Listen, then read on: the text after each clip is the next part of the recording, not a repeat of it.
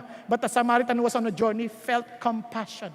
In other words, he identifies himself. So love means identity.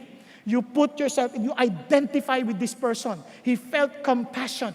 Ilagay mo yung sarili mo sa kanya, isipin mo siya. Kaya sabi ng Bible, look at this. Remember the prisoners as though in prison with them. And those who are ill-treated, since yourselves also are in the body. Ha? In prison? Parang ganito yan.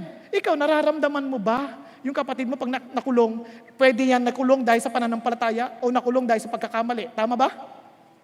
Pero makikiisa ka sa kanilang dinadaanan. Naranasan niyo bang may lumapit sa iyo, may problema, na parang iniisip mo, problema mo na yon? Yung problema niya, naging problema mo. Kaya yun ang kabilin-bilinan sa akin noon nung magpapastor ako eh. Pag papastor ka, sabi ng mentor ko, kailangan marunong ka lumungoy sa problema. Ano ibig niyo sabihin?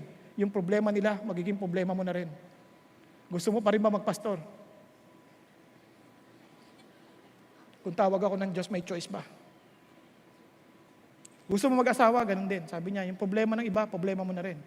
Yung problema ng asawa mo, magiging problema mo. Ha? Hindi, wala siyang problema. Ang bait-bait niya eh. Yun na akala mo. Malaki problema yan. Siya pa lang, problema na.